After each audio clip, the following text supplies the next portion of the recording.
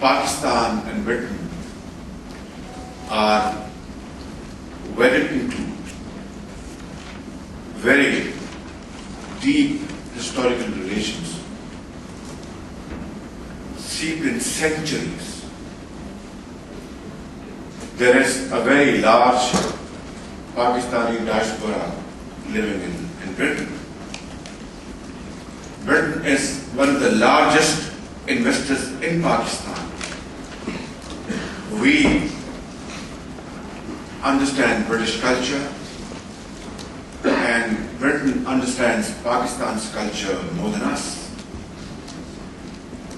And this historical bond has always continued in a very positive direction, as Britain has always stood by Pakistan as a friend and a very reliable friend. And this cooperation continues till date in terms of British very valuable contribution towards Pakistan in the field of education and health. And if I'm not wrong, DFID's support to Pakistan at this point in time is the largest in the world. It has it's touched £1 billion over the span of 5 years.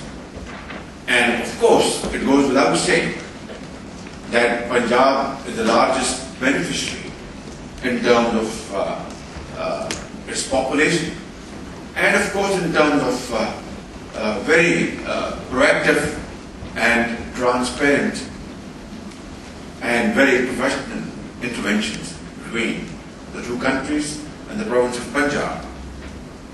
So what I'm saying is that here is a great opportunity when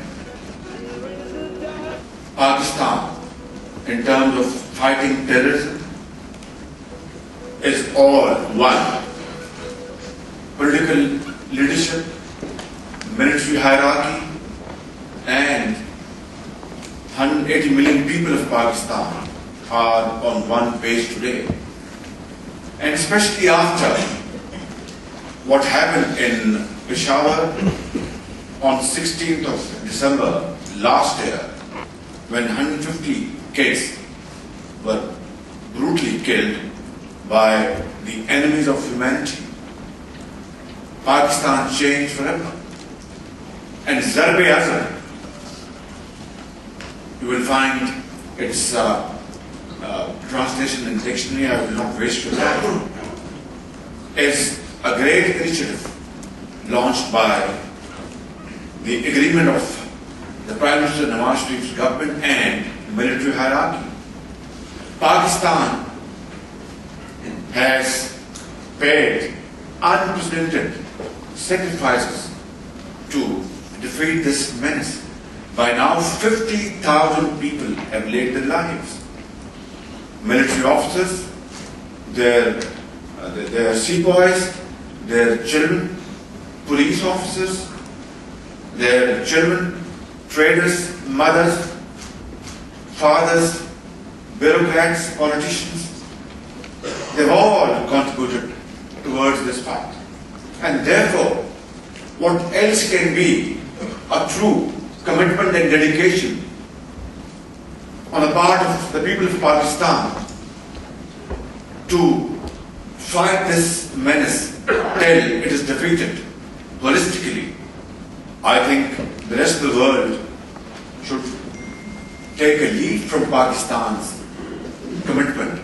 It is wet in blood of 50,000 lives.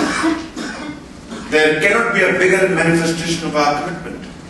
And we are very grateful to Britain for its wonderful support in fighting against terrorism.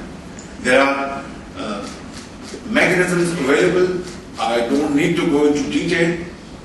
Suffice it to say that we are partners in this struggle against extremism and terrorism. What happens in Lahore concerns London and vice versa.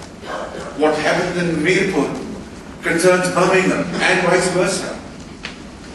With this backdrop, I can say with a sense of confidence that this is a great opportunity to enhance our economic cooperation, enhance our trade relations, and provide Pakistan opportunity to beat poverty, unemployment, and stand on its own feet and find its position in the community of nations. In that, ladies and gentlemen, China is also, like Britain, a great friend of Pakistan, a very trustworthy friend of Pakistan. Like Britain has stood for democracy in Pakistan, for trade and culture and health reforms and education. Similarly, China has always stood by Pakistan through thick and thin. And today, China-Pakistan Economic Corridor, CPEC, is a wonderful gift from China. And I always articulate in this sense that these are investments, yet great gift to Pakistan. These are certainly investments in energy sector, in infrastructure, yet great support from China to Pakistan. Why? That for this $46 billion investment, China could have found better countries with better environments and climate for investment around the globe. Yet it chose Pakistan, shows beyond any ray of doubt.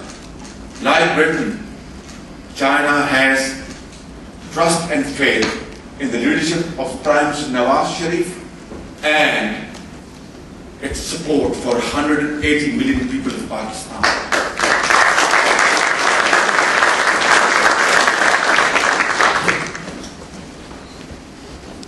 I'm very grateful to all these participants here, British business community and Chinese business community, who have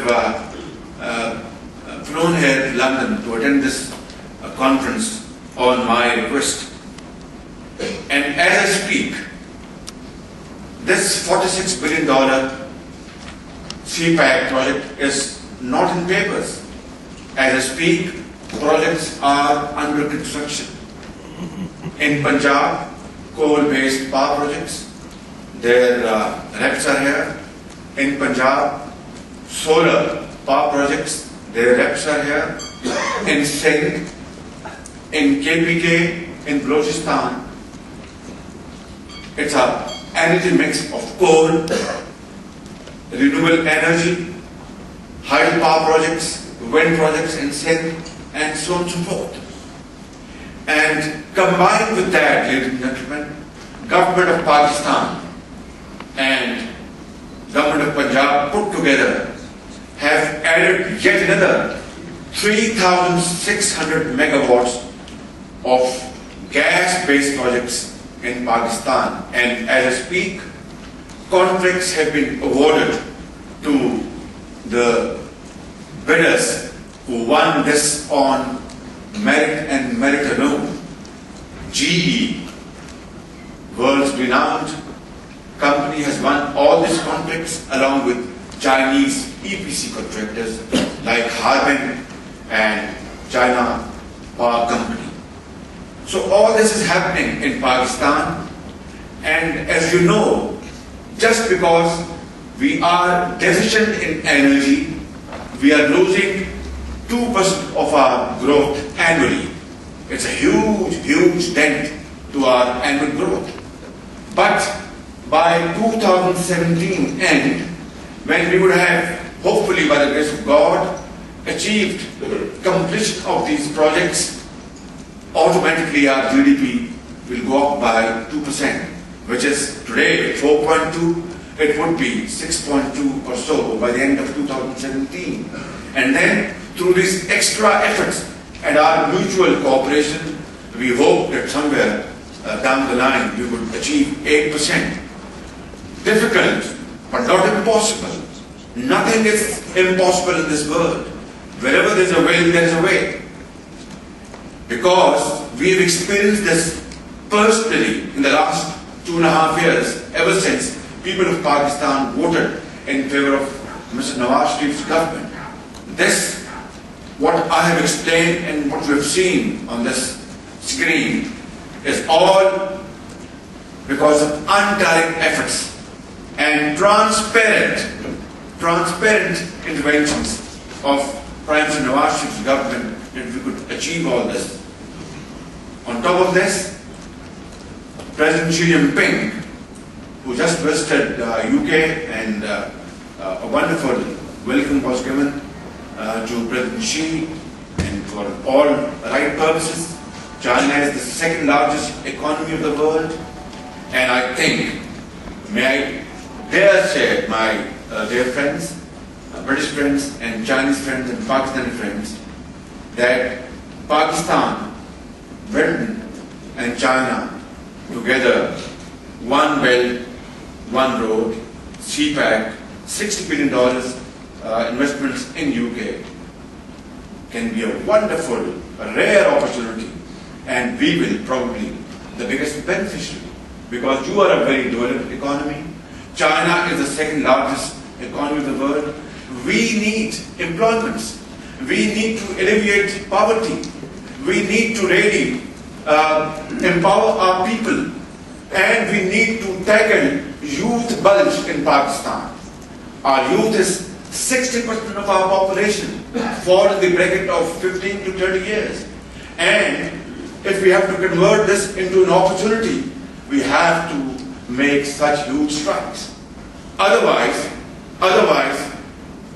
without mincing word, I can say that they can also fall a prey towards those nutty outfits who pluck such youthful, empty-handed people for the purposes which has disturbed and devastated this peaceful world. The carnage in Paris, in Lebanon, in Peshawar, it's all very devastating, and the entire peaceful world is very upset and anxious about this, and we have to collectively defeat this menace. And therefore, I would say that this is a great opportunity for all of us to really sit down and work together. And I am a great friend of Britain. I have deep appreciation for British values and British support to Pakistan, and we have wonderful relation with China. I think let's convert this into a historical opportunity. There will be projects where stock manufacturing will be required. There will be projects where human resources will be required. For projects where bonds and guarantees will be required. Legal eagles and financial experts are sitting here, and I think they can all work this through for this better future of mankind. Keep watching TV 7 at 6. देखते रहिए.